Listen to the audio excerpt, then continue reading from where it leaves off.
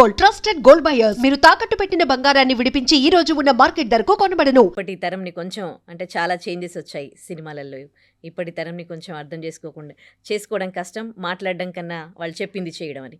మరి అనిల్ విషయంలో మాత్రం అట్లా కాకుండా ఒకసారి మీకు పాత వాళ్ళని గుర్తు చేశాడా? అలాగని కాదు, పాత వాళ్ళు ఒక 50% ఉన్నా కూడా చెప్పే విధం ఉంది కదా. అమ్మ మీరు ఇలా చెయ్యండి అంటే అది ఎలా ఉంది, నువ్వు ఇలా చెయ్యి అది ఎలా ఉంది, అప్పుడు మనకే యాటిట్యూడ్ వస్తుంది. తను ఎవరు చెప్పడానికి, నాకు తెలుసు కదా అన్నది వచ్చేస్తుంది.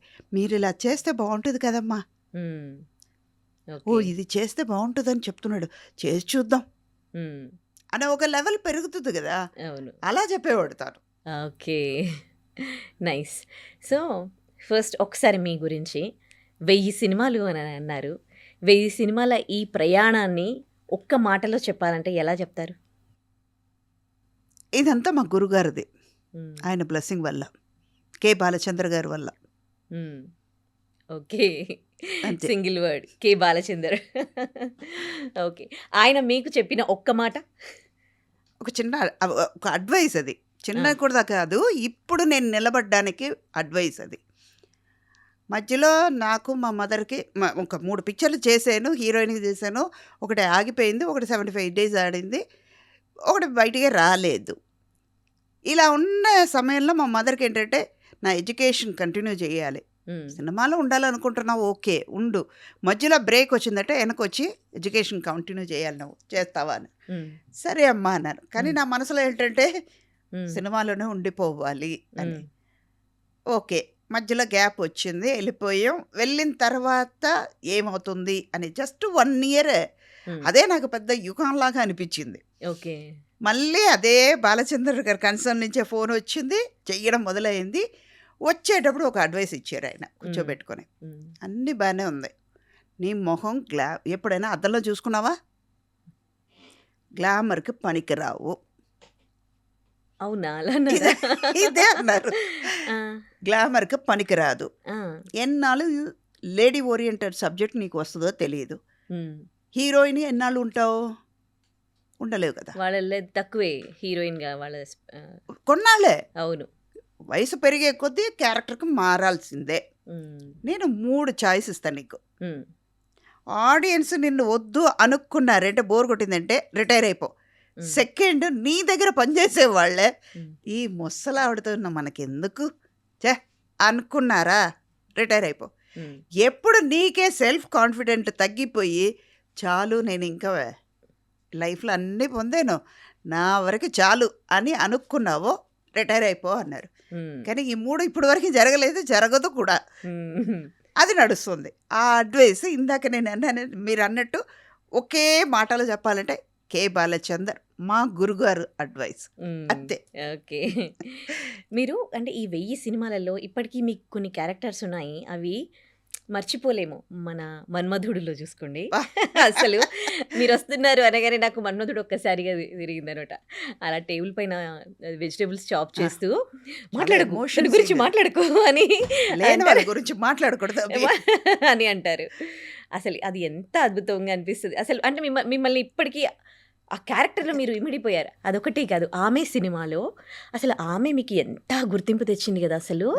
అసలు అంటే ఎన్ని ఆణిముత్యాలు ఉన్నాయి ఇలాంటివి. ఇదొకటే కాదు, గ్యాంగ్ లీడర్లు కానీ ఇంకా చాలా సినిమాలు.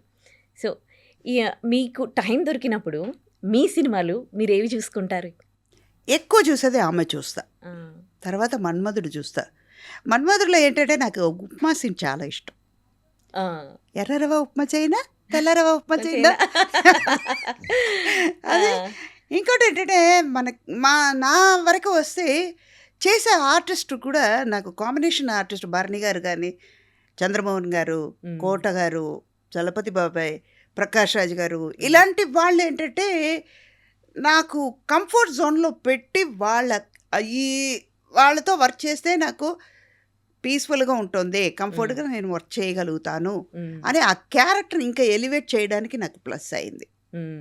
ఓకే, అందుకే ప్రతి క్యారెక్టర్ ఇంపార్టెన్స్ ఉండి ప్రతి క్యారెక్టర్ వాళ్ళతో డిస్కస్ చేసుకుని ఈ సీన్లో ఈ మాడ్యులేషన్ ఉంటుంది, ఇలా చెప్పబోతున్నాను అని డిస్కస్ చేసుకునే ఛాన్స్ ఉండేది. మరి ఇప్పుడు ఈ వెంకటరామయ్య గారి తాలూకాలో ఇలాంటి డిస్కషన్స్ అనేవి జరిగాయా? ఇందాక నేను చెప్పినట్టు వాళ్ళ పని వాళ్ళు చేయని, నా పని నేను చేస్తాను అంతే.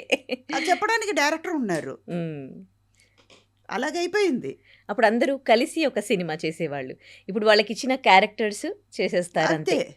అలాంటి మార్పులు చూస్తున్నారు మీరు. ఓకే. ఇంకా ఇప్పుడు మనం ప్రియారిటీ ఇంపార్టెన్స్ ఉన్న క్యారెక్టర్స్కి మాట్లాడుకున్నాం కదా, ఇన్ని క్యారెక్టర్స్ చేశారు కదా. సో ఇప్పటికీ మీకు అంటే తలుచుకుంటే చాలా హ్యాపీ అండ్ మెమరబుల్ క్యారెక్టర్స్ ఇంకా ఏమైనా ఉన్నాయా? ప్రతి క్యారెక్టర్ అంతే, ఆ, ప్రతిదే అంతే. ఒక్క ఈ గ్యాంగ్ లీడర్ ఒకటే, నేనున్నాను ఒకటే, నువ్వు నాకు నచ్చావు, ఇవన్నీ చెప్పలేను. ప్రతి క్యారెక్టర్ అంతే. ఇప్పుడు బాలచంద్ర గారిది డూయట్ చేశాను, ప్రభువుకు తల్లిగా చేశాను, పిన్ని కానీ సెకండ్ వైఫ్. అయినా కూడా ఆ క్యారెక్టర్ ఏంటంటే అంత ఇంపార్టెన్స్ ఉంది. ఉమ్, అన్నీ తెలిసి ఒక వంట మనిషిగా ఆ ఇంటికి వచ్చి ఉమ్, ఫాదర్ సెకండ్ వైఫ్ అని పెద్ద కొడుకుకు మాత్రమే తెలుసు, అయినా కూడా ఆవిడ చెప్పల. ఉమ్, అంటే అది ఎంత ఇంపార్టెన్స్ ఉంది ఆ క్యారెక్టర్, ఈ ఫ్యామిలీ నాది అని తీసుకుంది కదా. అలా చూస్తే మన్మధుడు కూడా అంతే. నేను తన్ని నా కొడుకులాగానే చూశాను. అవును. మీకు పిల్లలు తను ఉన్నారు అందులో? పిన్ని అన్నా కూడా తను నన్ను నా కొడుకు, ఉమ్, నా తల్లి అన్నట్టు తను చూడ్డం, ఉమ్, నేను నా అవును. కొడుకు అనే కదా చూశాను. అలా దూకుడు చూసుకుంటే మహేష్ బాబు గారిని నా అన్న కొడుకు అయినా కూడా అవును. నా కొడుకులాగానే నేను ట్రీట్ చేస్తాను. ఉమ్, అవును. అదే ఒక సీన్లో కూడా భరణి గారు ఆ అంటే ఊ అంటే ఇది ఒకటి అన్న అన్న అంటుంది, వీడిని అసలు ఏం చెయ్యనివ్వదు అని వెరీ బిగినింగ్లోనే మహేష్ బాబు గారికి నాకు జాగ్రత్తగా వెళ్ళరా నాన్న అంటే ఇది ఒకటి, వాడికి వెళ్ళడం తెలియదు. ఉమ్, అంటే ఒక బాండింగ్ అక్కడ రిలేషన్షిప్ మెయింటైన్ అవుతుంది కదా. అవును.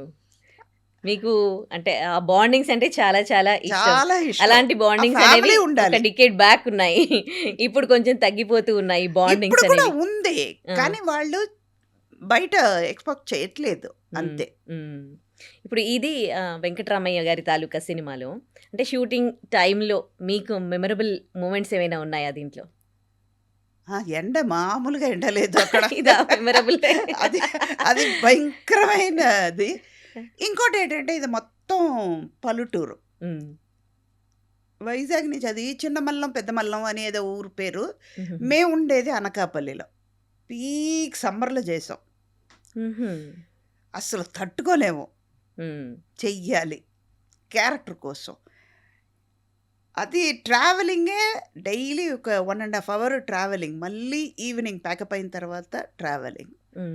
అక్కడే ఇబ్బంది పడ్డాం, కానీ మిగతా వర్క్లో ఏమాత్రం ఇబ్బంది పడలా. మరి ఈ ఎండలో ట్రావెల్ చేసి కూడా కొంచెం కూడా ట్యాన్ అవ్వలేదు మీరు? ఆ గ్లామర్ ఎలా మెయింటైన్ చేస్తున్నారు? అది అది అది రెగ్యులర్గా తీసుకునేది. అంటే మన మొహం ముందు కనపడాలి కదా. అంటే ఇప్పుడు ఏంటంటే ఒక సర్టన్ పీరియడ్ ఆఫ్ పీపుల్కి ఏంటంటే సుధా అంటే ఇలా ఉంటుంది అని ఊహించుకుని ఉంటారు, వాళ్ళ మనసులో అలా పడిపోయింది కదా, అది కాపాడుకోవాలి కదా. నేను మీ సీక్రెట్ చెప్తారా ఏంటి? ఎలా మెయింటైన్ చేస్తారు మీరు? ఏ టెన్షన్ వచ్చినా మైండ్కి ఎక్కించుకోను, నవ్వుకుంటే వెళ్ళిపోతుంటా. అదేనా మీ సీక్రెట్ మెయింటెనెన్స్ అదంతా? అంతే మరి. ఏది ఇవాళ ఇది జరగాలని ఉంది, ఇది ఎప్పుడో రాశాడు, మీ ముందు కూర్చొని నేను ఇంటర్వ్యూ చెప్పాలని రాశాడు, నేను తప్పించుకుని తిరిగితే ఏనాడికైనా దొరికిపోతాను కదా. అదే ఇది. ఈ కాన్ఫిడెన్స్ మీకు ఫస్ట్ నుంచి ఉందా, లేకపోతే ఇది మా మదర్ వల్ల వచ్చింది. ఆవిడే ఇది చేయగలుగుతావు అని పాజిటివ్గా అనుకుంటే. ఒక్కటే నా లైఫ్ వరకు వస్తే ఎక్స్పీరియన్స్ అయ్యింది ఏంటంటే, మనం పాజిటివ్గా ఆలోచిస్తే అన్ని పాజిటివే మనకు వస్తాయి. నెగటివ్గా మనం చెయ్యలేము అంటే నేను క్వశ్చన్ అడుగుతాను, ఎందుకు చెయ్యలేము అన్నది. ఎందుకు అన్నది వచ్చేటప్పటికి క్వశ్చన్ మార్క్ పడుతుంది. చేస్తాను, చేయగలుగుతాను అంటే పాజిటివ్గా అనుకుంటా. ఎందుకు చేయలేను అన్నదే అడగను. చేయగలుగుతాను, నేను కూడా కాదు, చేయగలుగుతాను.